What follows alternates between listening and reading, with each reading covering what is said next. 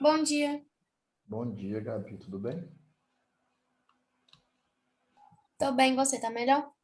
Tudo bem melhor, Gabi, graças a Deus.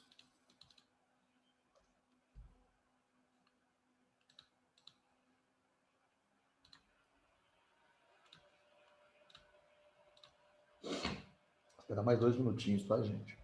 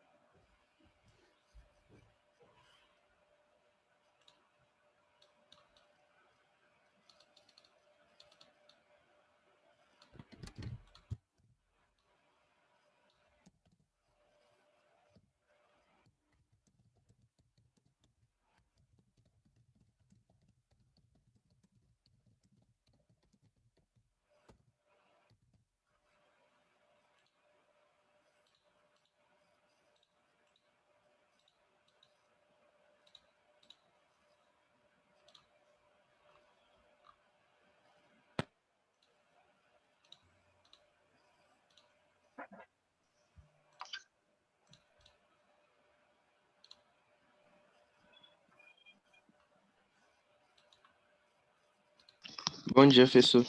Bom dia, Amber, tudo bem? Bom dia, Amanda. Tudo tranquilo.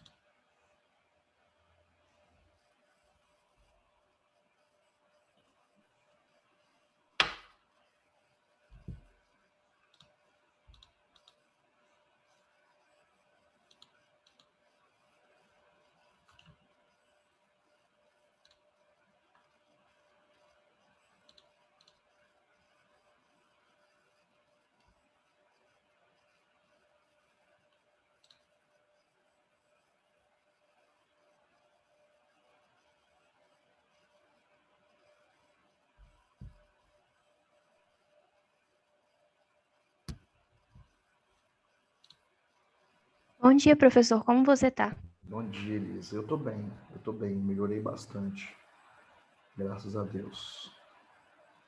Minha voz ainda Que tá meio... bom, fico feliz. Obrigado, Elisa. Minha voz ainda tá meio assim, mas tá assim 1 milhão de vezes melhor. Eu fiquei completamente sem voz. Eu fiquei praticamente uma semana sem conseguir falar absolutamente nada. Bom, gente, então vou. Peraí. Bruna, estou bem, tá? Camila, também estou ótimo, entendeu? Graças a Deus, já sarei. Obrigado. Gente, então vou fazer a chamada aqui. Só lembrando vocês uma coisa, vocês estão sabendo que a partir da semana que vem as aulas serão pelo Wake, né? Vocês estão sabendo? Uhum. Sim. Pois é, eu já postei todas as aulas semana que vem lá, vocês dão uma conferida.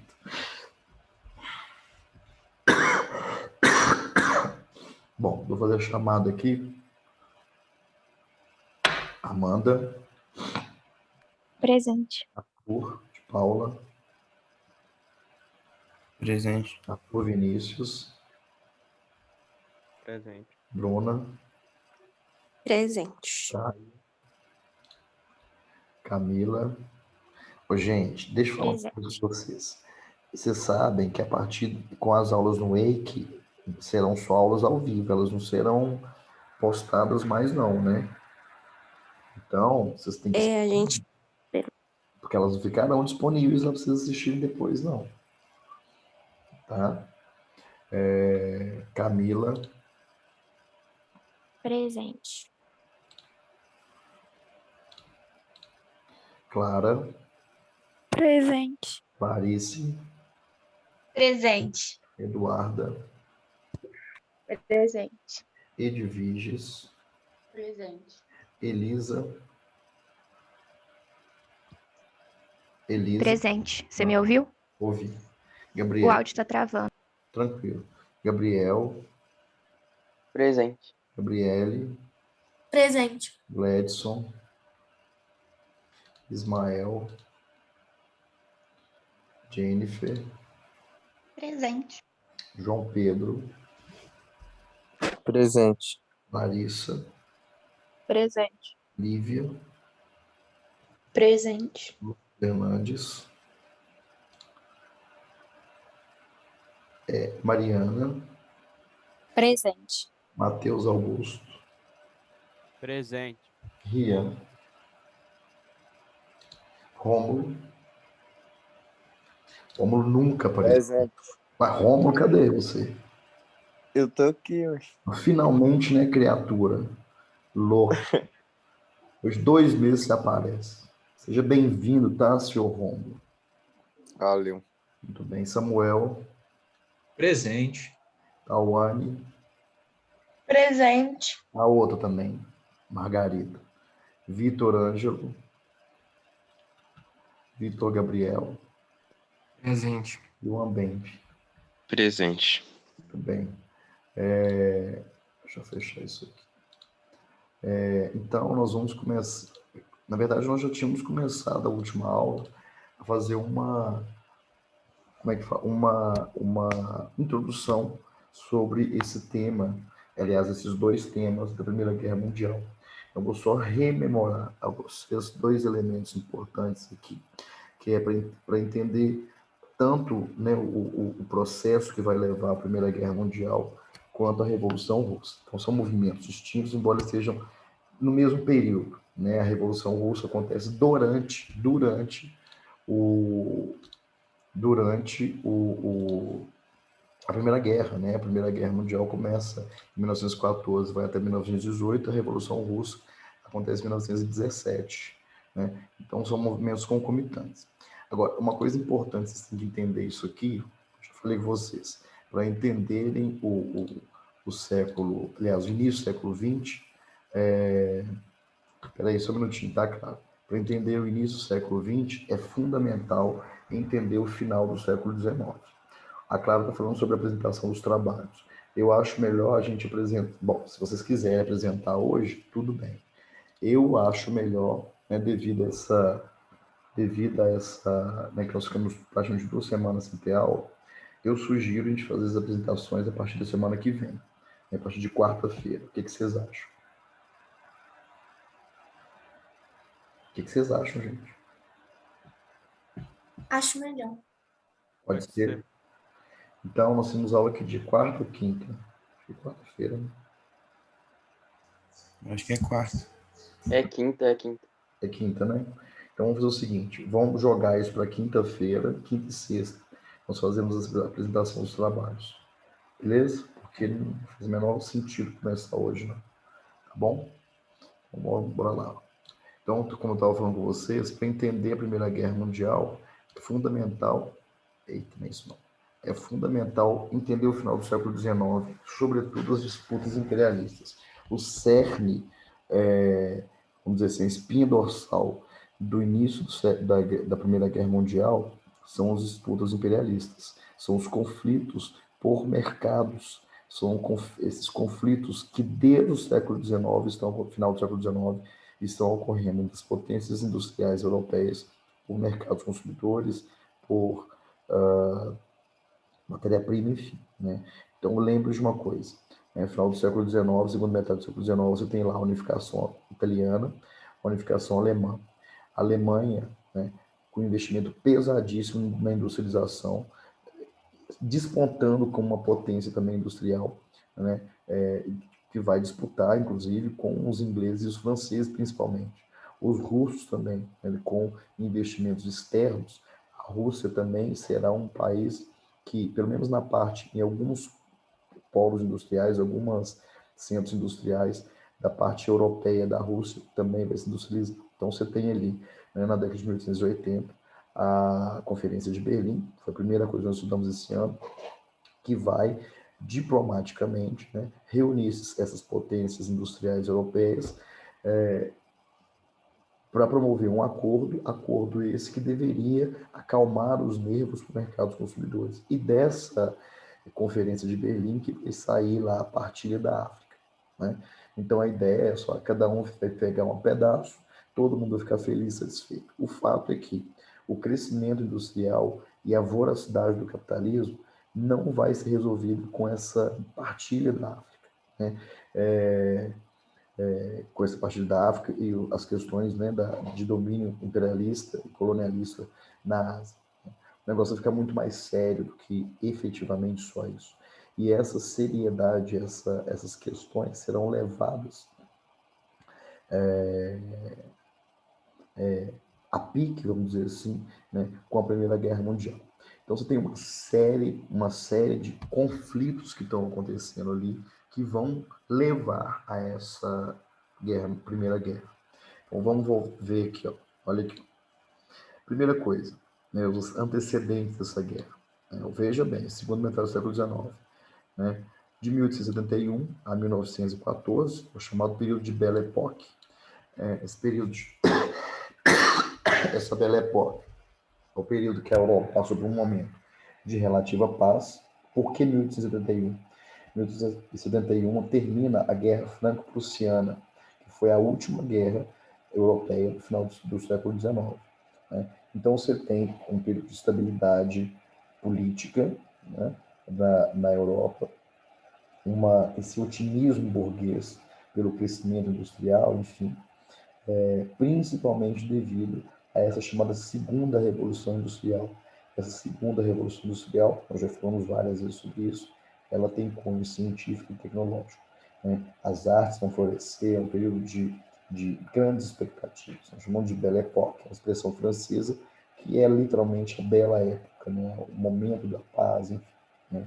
Esse período, então, do fim da Guerra Franco-Prussiana, lembrando vocês que a Guerra Franco-Prussiana, quem vai ganhar essa guerra contra a França será a Prússia, né? E ao final da Guerra Franco-Prussiana, a Prússia deixa de existir e unifica esses territórios sob o nome de Alemanha, né? O segundo Reich, vamos dizer assim, né? Que é o primeiro, que funda-se lá um Estado Nacional, o Império Alemão. É importante vocês saberem disso. No plano externo, veja, né, as tensões entre as potências, isso que eu estou falando com vocês, europeias, imperialistas, se acirraram pelos seguintes fatores. Primeiro, busca por domínios coloniais na África e na Ásia, ou seja, pelos mercados consumidores, como eu falei com vocês, em matérias-primas. Segundo, o início da chamada corrida armamentista. Veja, se eu estou notando que existe uma tensão entre os países devido a essas disputas por mercados consumidores, matérias-primas, enfim, os países começam a investir no seu potencial bélico. Isso é corrida armamentista, ou seja, é um investimento em armas. Bélico é arma, né, gente? Então, é o incremento da indústria bélica de armas pelas potências para proteger seus domínios coloniais, né? Então, para não perder suas colônias, vão investir em armas, né, para lutar em defesa delas e pela manutenção de seus domínios coloniais.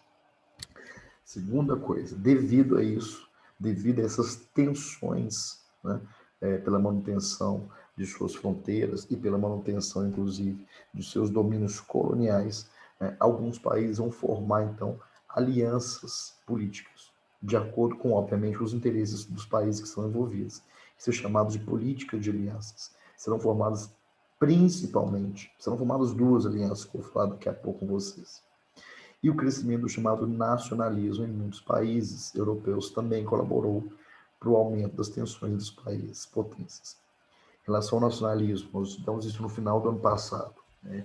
Esse sentimento de pertencimento a uma nação. Uma coisa importante, aí você tem um elemento importantíssimo, né? Esse apuro nacionalista, né? De pertencimento à nacionalidade. Os franceses são um problema muito sério nesse momento. Quando a França perde a Guerra Franco-Prussiana, vai gerar um incômodo muito grande da França em relação à Alemanha, né? Um ar de revanche contra a Alemanha, que não era Alemanha, era Prússia, mas que vai se tornar Alemanha, porque ganhou a guerra, inclusive abocanhou territórios franceses. É importante você entender isso aqui. Passar aqui para o livro, porque tem algumas coisas importantes aqui que vocês têm que saber, né? Vamos ver aqui. Vou fechar isso aqui, né? Olha aqui, ó. Então você tem a formação das chamadas políticas de aliança. Veja bem, olha aqui, ó. São duas alianças principais. Primeira de 1882, a Tríplice Aliança. Veja uma outra coisa aqui. 1882 também ocorreu, olha para vocês verem, também ocorreu a Conferência de Berlim, que partiu a África. Veja, no mesmo ano tem a formação da aliança, que inclui, né, o Império Alemão, o Império Austro-Húngaro e o Reino da Itália. Olha aqui, ó, o Império Alemão recém-criado, o Reino da Itália também recém-unificado. Alguém quer falar alguma coisa aí? Não, alguém quer falar? Nada, não. Muito bem. E, olha aqui, ó, então, a formação dessas duas alianças, a aliança entre a Alemanha e a Áustria-Hungria, né, quer dizer, era uma grande potência central na Europa, no Império Austro-Húngaro, explicava-se pela necessidade de manter o equilíbrio interno do Império Alemão. A aproximação com a Itália estava diretamente ligada à formação tardia dos Estados nacionais, tanto da Alemanha como da Itália, e ao atraso desses países na corrida imperialista, né? Quer dizer, quais países que não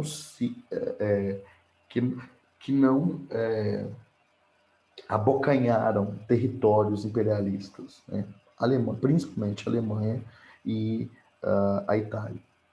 E foi formado também a Tríplice Entente, veja, formada por Grã-Bretanha, França e o Império Russo.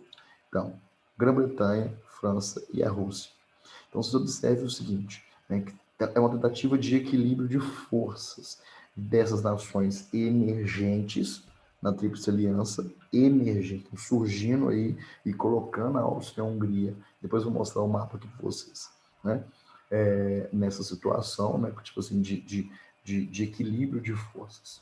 E, por outro lado, as grandes potências, as potências, vamos dizer assim, tradicionais, né?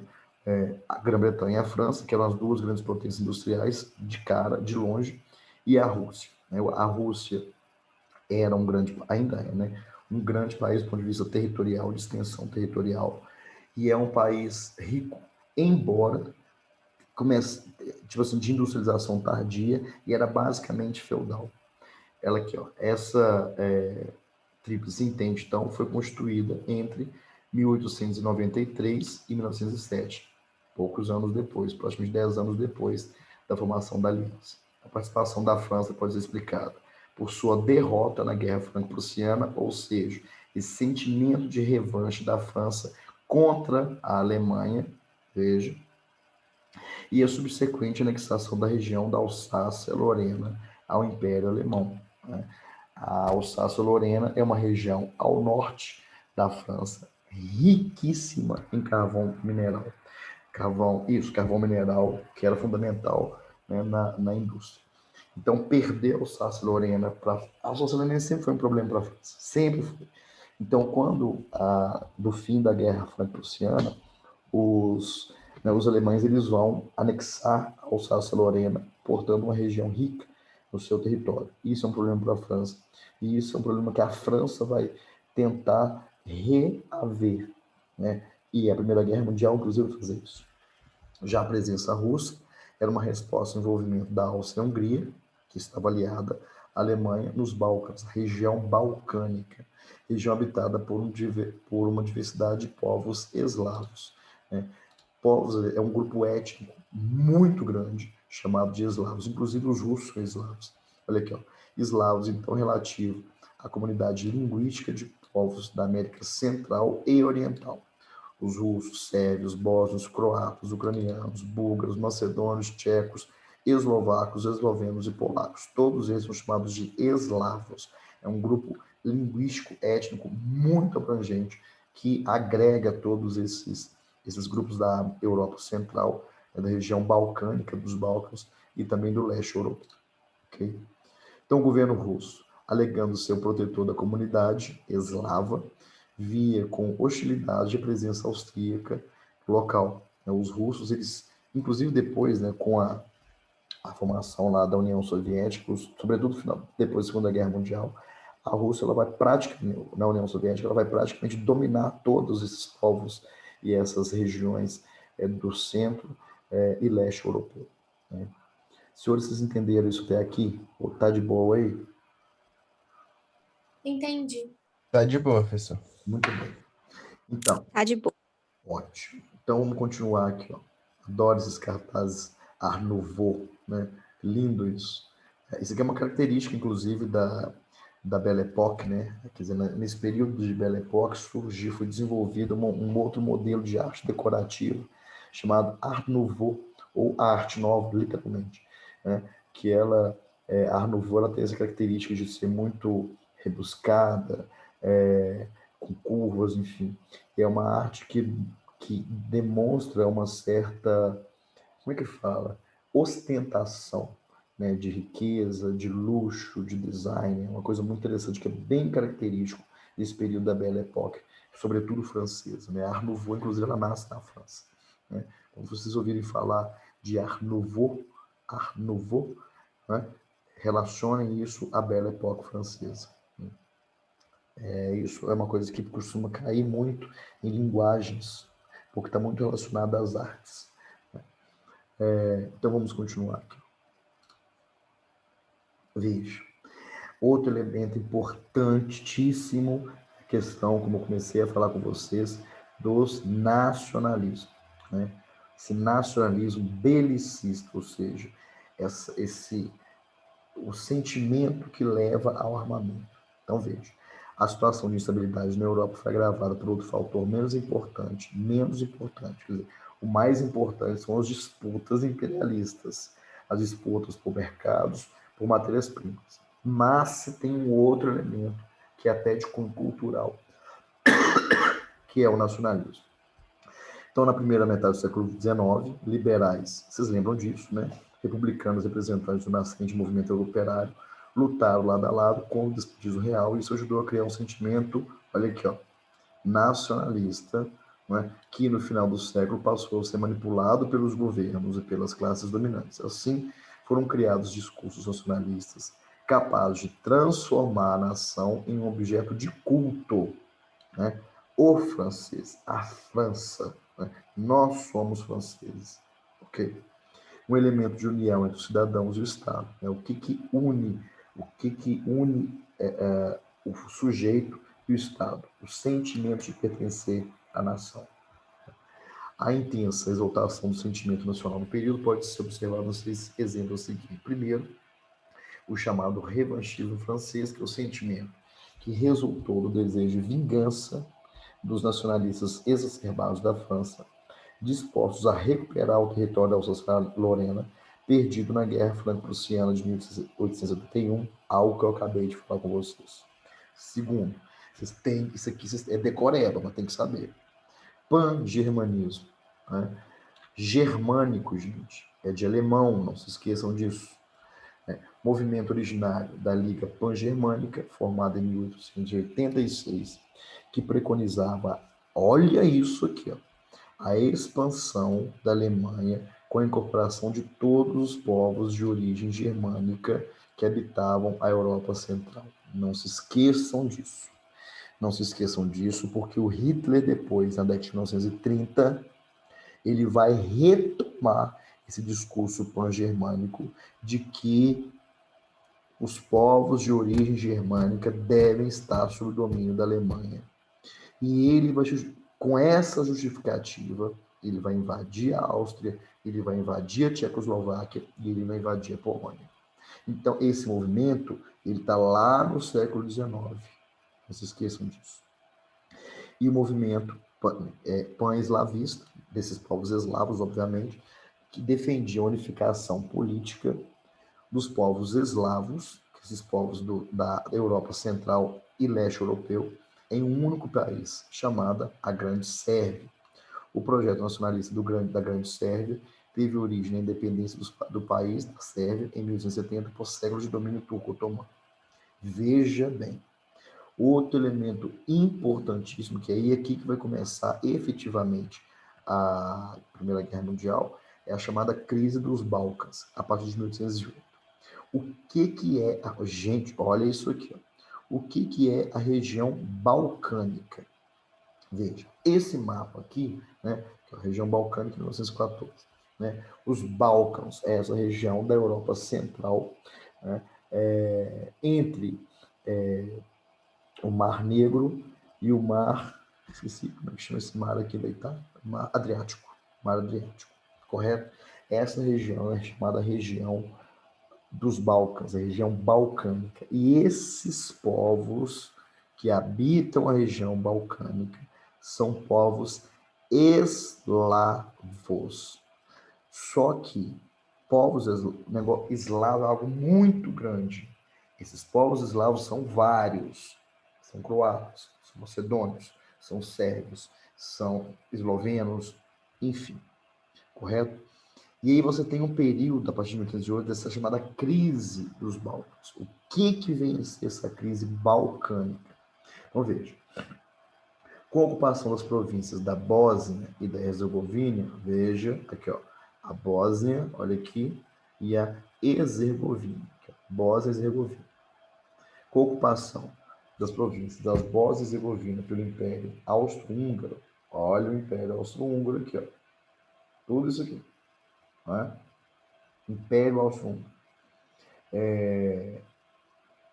Tais províncias eram habitadas por povos eslavos e cobiçados pela Sérvia, né? E veja o desejo e o interesse de criar a grande Sérvia, dos povos eslavos. Logo depois, nas guerras dos Balcãs, entre 1912 e 13, os sérvios, apoiados pelos russos, os russos tinham interesse, sempre tiveram interesse em dominar esses povos eslavos, que os russos também são eslavos, né? Ocuparam parte da Macedônia, ocuparam parte da Macedônia.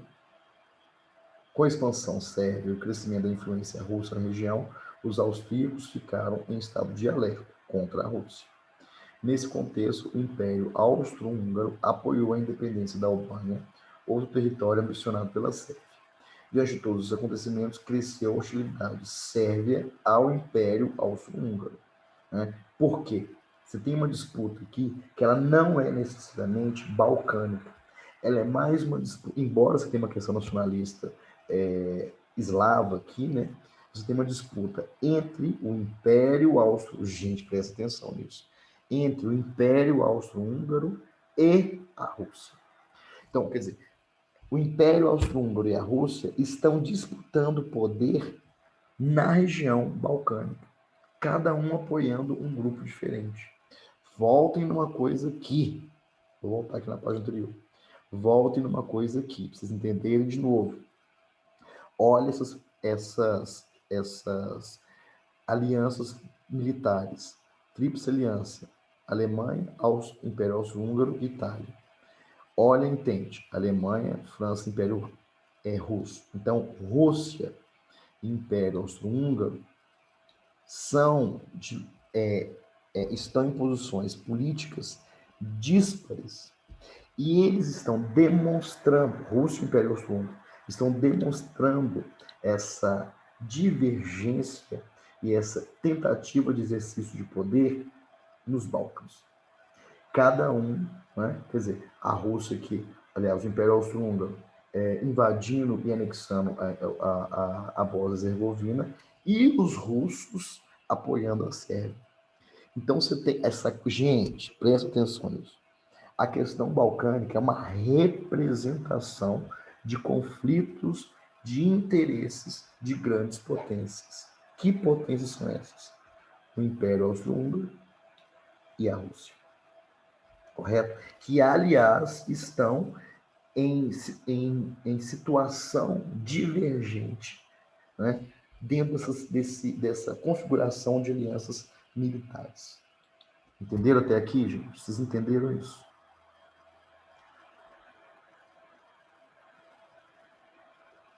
Entendeu? Sim. Muito bem. Então, 28 de junho, perdão, de 1914. O Francisco Ferdinando, que ele era o herdeiro, ele era o príncipe do trono austro-húngaro, ou seja, o pai dele, quando morresse, quem ia assumir o Império Austro-Húngaro como rei seria o Francisco Ferdinando. Ele foi assassinado por um ativista sérvio, olha aqui, ó, em Sarajevo. Sarajevo, portanto, é na Bósnia-Herzegovina, território ocupado pelo Império Austro-Húngaro. Então, por que, gente? Então, você tem aqui, esse ativista é desse movimento pan-eslavista, que deseja formar a chamada Grande Sérvia, esses povos eslavos. Só que a Bósnia-Herzegovina, não só a Bósnia-Herzegovina, como a Croácia, os croatas e os eslovenos, todos eles são povos eslavos. Só que eles estão sob domínio do Império Austro-Húngaro. E esse desejo nacionalista sérvio deveria abarcar também esses territórios que estão sob domínio austro-húngaro. E aí, quem que está apoiando esse movimento sérvio? A Rússia. O que o cara faz? Ele vai lá e mata o Francisco Ferdinando, que era o herdeiro príncipe do Império Austro-Húngaro em Sarajevo, que é a capital da Bósnia-Herzegovina ainda, né? Que é território de povos eslavos. Então, é a Sérvia falando com o Império Austro-Húngaro. Não aceitamos vocês. Esses povos, bósnios, croatas e eslovenos, eles não podem estar sob seu domínio. Mas isso causa um problema muito sério entre esses dois, né, quer dizer, a Sérvia e o Império Austro-Húngaro. Né? Então, a Áustria-Hungria, o Império Austro-Húngaro, exigiu a reparação da Sérvia, ou seja, peça perdão, Sérvia, mas as suas exigências não foram atendidas, ou seja, a Sérvia não peça perdão. Né? Os austríacos, então, declararam guerra à Sérvia. Né? Então, o Império Austro-Húngaro entra em guerra com a Sérvia. Veja bem que a guerra começa aí. Por que isso é o início da Primeira Guerra Mundial?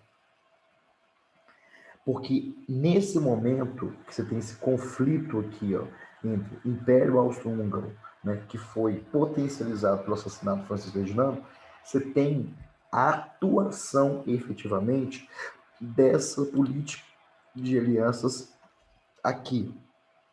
Por quê? Império Austro-Húngaro, veja, é da aliança. E a Sérvia, embora a Sérvia não fosse da Entente, a Sérvia tinha um apoio total de quem? Da Rússia.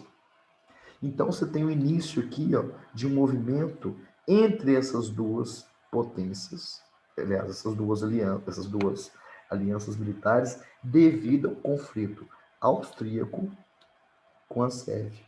E aí, a partir disso, os países que já estavam em conflito por outros motivos territoriais, de imperialismo e tal, começam a declarar guerra um contra o outro. Ou seja, são essas duas alianças militares que vão entrar em guerra entre si. Vocês entenderam isso até aqui, gente? Falem comigo aí, por favor. Entenderam isso? Entendi. Muito bem. Então você tem o início aqui da Primeira Guerra Mundial devido a essa crise balcânica. Né? É uma guerra extremamente violenta. É a primeira guerra violenta, assim, de grande potencial destruidor. Né? E aí que ela vai durar mais ou menos 4 anos. Ela vai durar mais ou menos, serão 4 anos, de 14 de 1914 a 1918. Bom, vocês entenderam até aqui? Estou falando muito sério isso. Porque se vocês entenderam até aqui, o resto é decoreba. Decoreba. Entenderam até aqui, gente? Entendi. Muito bem. Tá bom. Também. Ótimo. Tá indo. Outra aula, né? Nós temos outra aula hoje. Muito nome. Hã? É muito nome. Mas tá indo. Pois, gente, é chatinho mesmo. Não é questão de decorar os nomes, vocês têm que entender a ideia. Por que, né, que esses países eles são hostis um com o outro? Entendeu? Quer dizer, a questão da Sérvia ali, ó, é uma questão de disputa de poder. Gente, por que, olha, presta atenção, por que, não é tipo assim, eu vou apoiar a Rússia, eu vou apoiar a Sérvia porque eles são fofinhos. Aí o Império Austro-Húngaro, não, eu vou ficar do lado, eu vou ficar com os bósnios e os croatas porque eles são super bonitinhos. Não! Ali você tem uma disputa imperialista dentro da Europa, porque essa região balcânica não era industrializada, era um grande mercado. Então, os austríacos queriam dominar esse mercado, mas os russos também queriam. Da mesma forma que França, Alemanha e Inglaterra estão disputando mercados na Ásia e na África, Rússia e o Império Austro-Húngaro estão disputando a região balcânica. Você está entendendo? Então, é o reflexo. Quer dizer, quando nós somos lá e falamos sobre a partir da África, você está olhando a disputa imperialista externa, mas e dentro da Europa? Então, essa crise balcânica reflete esse mesmo movimento de disputa imperialista dos mercados dentro da África, dentro da Europa, na região balcânica. Entenderam isso, gente? Entenderam? São movimentos. Então, são movimentos diferentes, mas que dizem respeito a uma mesma ideia, que é disputa imperialista, disputa por mercados e disputa por influência política em determinadas regiões na Europa. Né? E aí você vai ter, então, já que quer dizer, outros movimentos já estão acontecendo ali, né, de disputas entre essas potências na Europa ou na África, perdão, na África ou na Ásia, entre essas potências, o negócio explode. Agora vai começar uma guerra mesmo, porque já estávamos à beira de uma guerra, já começou ali, então essas duas alianças vão guerrear todo mundo, vão disputar tudo agora na unha, na bala. Beleza? Próxima aula eu continuo, o restante eu só decoreba, é mais tranquilo. Beleza, gente? Beleza. Vou encerrar aqui, então. Tchau, Du. Beijinho para vocês. Falou, Falou, até daqui a pouco.